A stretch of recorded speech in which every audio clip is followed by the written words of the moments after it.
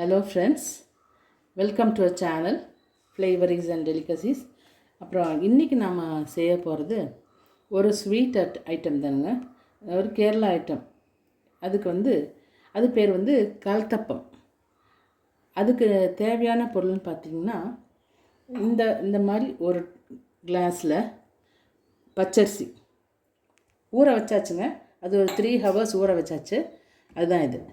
அப்புறம் சாதம் சாதம் ஒரு 2 டேபிள் ஸ்பூன் வேணும். வெல்லம் ஒரு 3 அச்சு வெல்லம் வேணும்.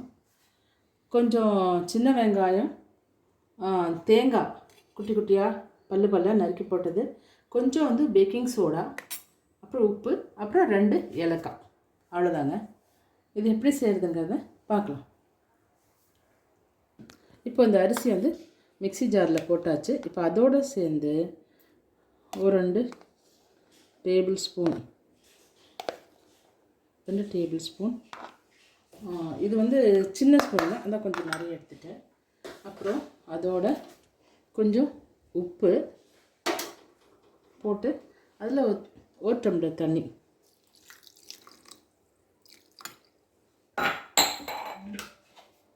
இது அரைச்சிட்டு வந்துடலாம். இப்போ இதை அரைச்சிட்டு வந்துட்டேங்க. அதில் நான் அப்போ காட்டின ஒரு 2 ஏலக்காய் அதுவும் சேர்த்து போட்டு அரைச்சிட்டேன். இப்போது அதில் இந்த பேக்கிங் சோடா அதுவும் போட்டாச்சு.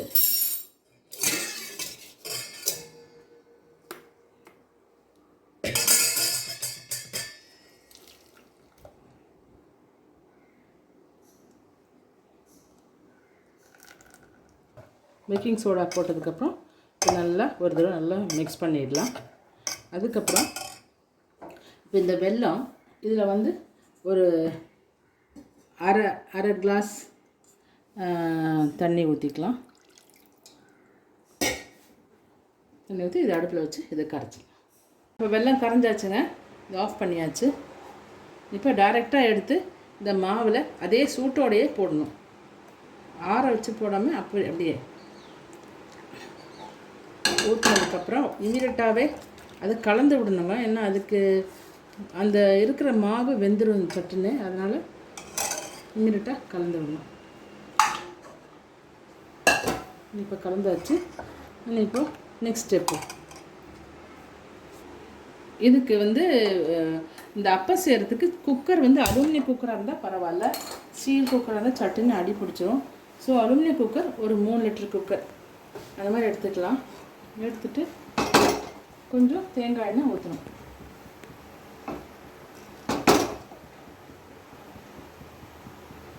இது இந்த வெங்காயமும் தேங்காயும் வறுக்கிறதுக்காக ஜஸ்ட் ஒரு 2 டீஸ்பூன் அளவுக்கு ஊற்றினா போதும்.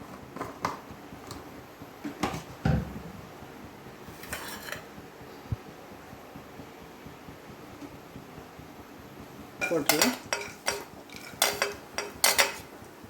தேங்காவை போட்டு கொஞ்சம் லைட்டாக வதக்கி விட்டுட்டு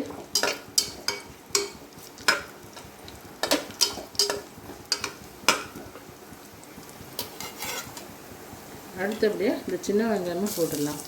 ரெண்டுமே லைட் ப்ரௌன் ஆகிற அளவுக்கு வறுக்கணும்.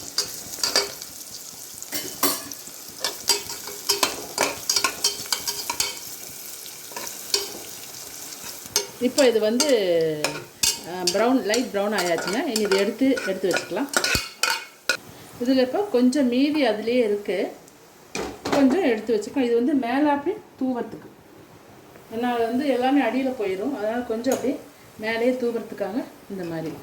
இப்போது இந்த எண்ணெய் போதுங்க, வேறு எண்ணெய் ஊற்ற வேண்டாம். அதில் மீதி இருக்கிற எண்ணெயும் ஊற்றினா அப்படியே இருக்கட்டும். இப்போது இந்த மாவை இதில் கொட்டு ஃப்ளேம் ஃபுல்லாக வச்சு அப்படியே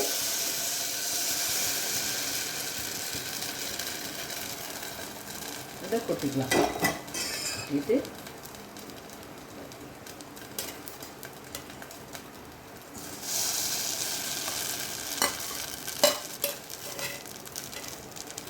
இதை அப்படியே மேலே அப்படியே தூவிக்கலாம்.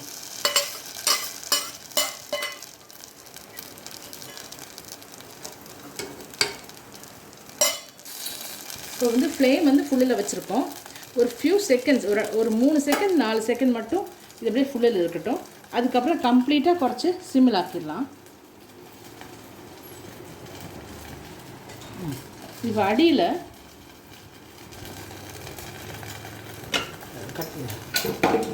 இப்படி ஒரு ரிங் ஒன்று வச்சு அது மேலே இது வச்சோம்னா அடி பிடிக்காது. அப்புறம் இதை மூடி விட்டுடலாம். இப்போ வந்து ஃபுல் சிம்மில் தான் இருக்குது. இனி ஒரு 10 மினிட்ஸ் கிட்ட நம்ம வெயிட் பண்ணோம்னா மேலே இதில் விசில் போட வேண்டாம். ஜஸ்ட் அந்த கேஸ்கெட் மட்டும் போட்டால் போதும். இது வழியாக ஒரு 10 மினிட்ஸ்க்குள்ளே பபிள்ஸ் மாதிரி வரும், ஸ்டீம் வரும். அப்போ ஆயிடுச்சுன்னு அர்த்தம். மூடியை ரிமூவ் பண்ணி ட்ரை பண்ணி பார்க்கலாம். அது உள்ளே வந்து வெந்திருக்காங்கிறத பார்த்துக்கலாம். ஒரு 10 மினிட்ஸ் வெயிட் பண்ணலாம். இப்போ வந்து உங்களுக்கு வந்து ஸ்டீம் வருதுங்க. பட் இதுக்கு வர்றதுக்கு 10 நிமிஷம் இல்லை 15 நிமிஷம் ஆச்சு.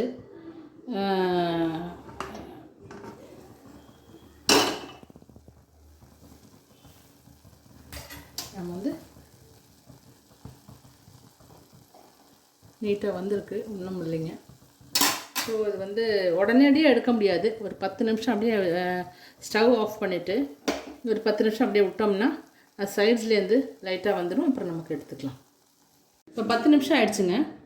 லைட்டாக இப்போ அது வந்து இப்படி நிற்கிது.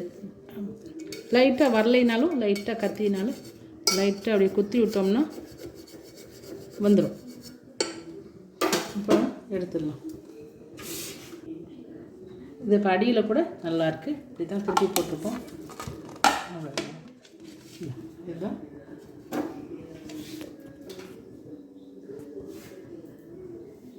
இதுதான் கல்தப்பாகு.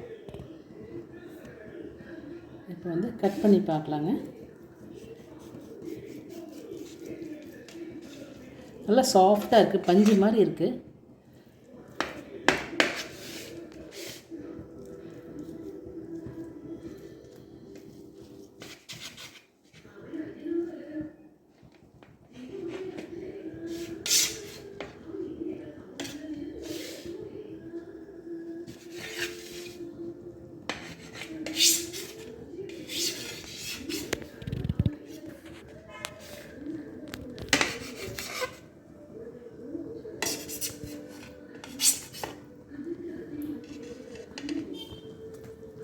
நல்லா வேறு வந்த மாதிரி நல்லா இருக்குது.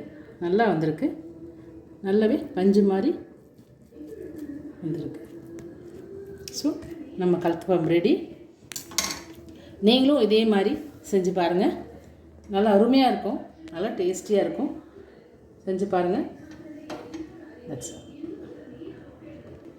இது இப்போ இந்த இதுதான் கடைசி முடிஞ்சிருச்சுங்க. உங்களுக்கு இந்த ரெசிபி பிடிச்சதுன்னா நீங்களும் இதை மாதிரி செஞ்சு பாருங்கள். அப்புறம் இதுக்கு ஒரு லைக் கொடுங்க, சப்ஸ்கிரைப் பண்ணுங்கள், உங்கள் ஃப்ரெண்ட்ஸ் அண்ட் ரிலேட்டிவ்ஸ் கிட்ட ஷேரும் பண்ணுங்கள். அவ்வளோதாங்க. நெக்ஸ்ட் வீடியோவில் பார்க்கலாம். தேங்க்யூ.